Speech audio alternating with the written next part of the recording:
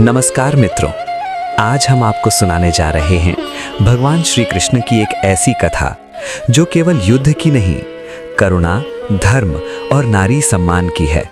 उस समय पृथ्वी माता अत्यंत दुखी थीं। उनके हृदय पर अधर्म का बोझ बढ़ता जा रहा था।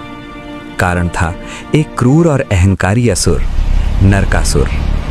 नरकासुर ने अपने बल और अहंकार के मद में 16,100 राजकन्याओं को बंदी बना लिया था। ये कन्याएं अलग अलग राज्यों की थीं, राजाओं की पुत्रियां, माता पिता की आंखों का तारा। उन्हें अंधेरी कारागारों में कैद कर दिया गया। दिन और रात बस आंसू, डर और ईश्वर से एक ही पुकार, हे नारायण, हमें इस नरक से मुक्त कीजिए। उनकी करुण पुकार पृथ्वी माता तक पहुंची। माता का हृदय कांप उठा। वे स्वयं श्री कृष्ण के पास गईं और बोली, प्रभु, नरकासुर मेरा पुत्र है, पर उसका अधर्म अब सहन से बाहर हो गया है। मेरे ऊपर पाप का भार बढ़ता जा रहा है। आप ही इस अन्याय का अंत कर सकते हैं। श्री कृष्ण मंद मुस्कुराए। उनकी आंखों में करुणा थी।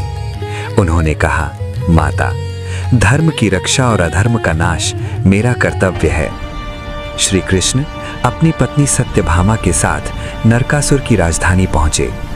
आकाश में शंखनाद गूंज उठा। धरती कांप उठी। नरकासुर ने भयंकर युद्ध छेड़ दिया। अस्त्र शस्त्रों से आकाश भर गया, लेकिन अहंकार धर्म के सामने टिक न सका। अंततः श्री कृष्ण ने सुदर्शन चक्र का आह्वान किया। चक्र बिजली की तरह चमका और नरकासुर का अधर्म सदा के लिए समाप्त हो गया। पर जैसे ही नरकासुर धरती पर गिरा, पृथ्वी माता विलाप करने लगी। वे श्री कृष्ण के चरणों में गिर पड़ी। प्रभु, वह अधर्मी था, पर मेरा पुत्र भी था। कृपा कर उसे पूर्ण नाश नहीं, मुक्ति दीजिए।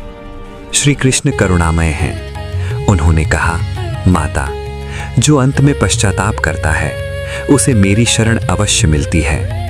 और इस प्रकार नरकासुर को मोक्ष प्राप्त हुआ। अधर्म का अंत भी हुआ और माता का हृदय भी शांत हुआ। इसके बाद श्री कृष्ण ने कारागार के द्वार खोले। 16,100 कन्याएं डर, लज्जा और पीड़ा से कांप रही थीं। वे बोली, हे प्रभु, आपने हमें मुक्त तो कर दिया, पर अब हमारा स्थान कहाँ है? समाज हमें कैसे अपनाएगा? श्री कृष्ण की दृष्टि स्नेह और सम्मान से भरी थी। उन्होंने कहा, जिसे मैंने बचाया है उसकी पवित्रता पर कोई प्रश्न नहीं उठा सकता, और यदि संसार प्रश्न करे तो मैं उत्तर दूंगा।